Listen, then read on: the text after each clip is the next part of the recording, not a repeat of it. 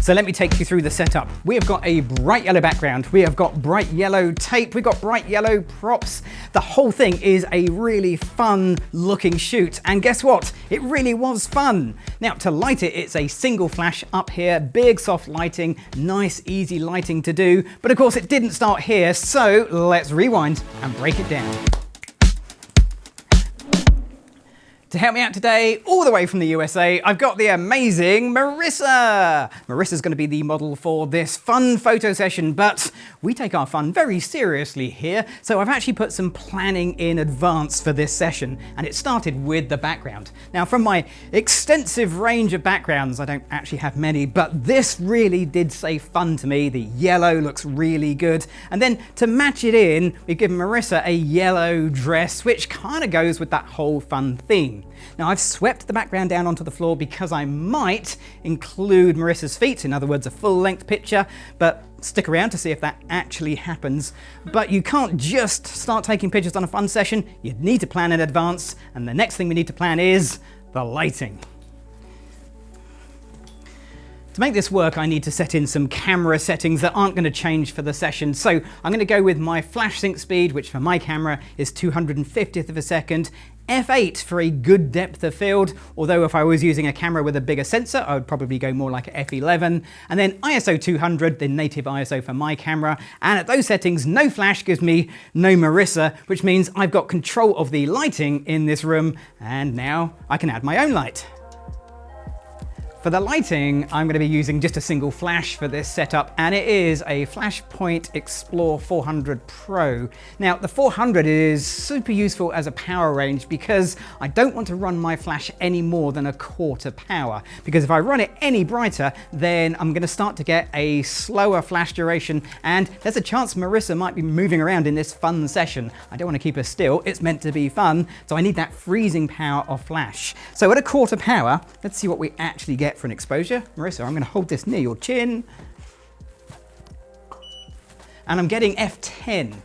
Now I'm only shooting at f8, so I can actually turn the power down ever so slightly and make sure that this light matches my camera settings at f8. And if I take a picture like this, here's what we're getting, which looks great, except there's quite a lot of shadow. And normally I like shadow because shadow means mood, but today is a fun photo session, so I don't really want mood. I want to have a much softer, more general lighting. So what I've done is I've repositioned the light so it's more central, not absolutely in the middle, just slightly off to the side. That will give me flatter lights, but not completely flat light. But more importantly, it gives Marisa a lot more space and freedom to move around during the session, which should add to the fun factor. Right, speaking of which, let's add some props. With the lighting sets, we can actually get on with some props to add to this look. So I've chosen this caution tape, partly because the color really ties in with what we've got, but mostly because it's just a bit of fun. It gives something for Marisa to interact with, which is of course super useful, and it creates some really eye-catching pictures. At least that's the idea. Let's just take a test photo, make sure it works. I am expecting a little bit of shine off the caution tape. I don't think there's much I can do about that, and I suspect it'll get moved as we go along.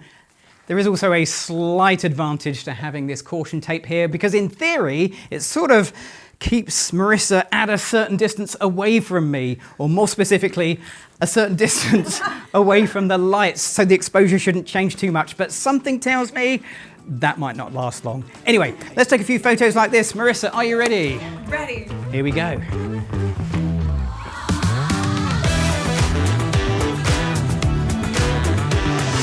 There's lots of ways I could use this simple setup to create a range of images. So I've got 3 different ideas, and I'm going to start with, well, exactly what we started with. The diagonal lengths of caution tape look great. There's no planning to it, they're fairly random. I might put Marisa behind the tape or in front, or maybe just sort of weave her in between the individual strands of tape. But one thing I am going to do is make sure that when Marisa interacts with the tape, that the tape is always facing the camera, because if it flips over and gets reversed, or I put it on backwards, then that's something that's going to be really hard to fix in post-processing and really easy to get right in camera.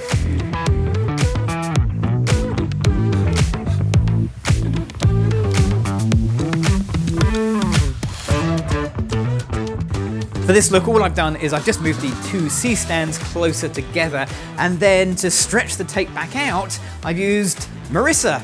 And that gives her a different way to interact with the caution tape, but also when I use a wide-angle lens, it creates a different look to these pictures. And I think that just adds to the fun factor.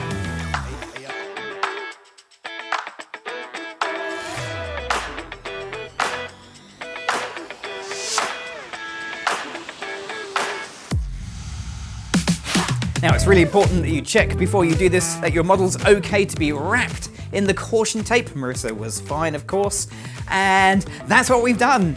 Now, I have cut these to lengths, so when I wrap them around Marisa, they are a bit shorter than I would have liked, but there we go, it is what it is, and the end result is, well, different again. One thing I should have said right at the beginning, if you really want to have a fun photo session in the studio, don't forget to have some music playing that you all enjoy. Not this music, that'll be a copyright thing.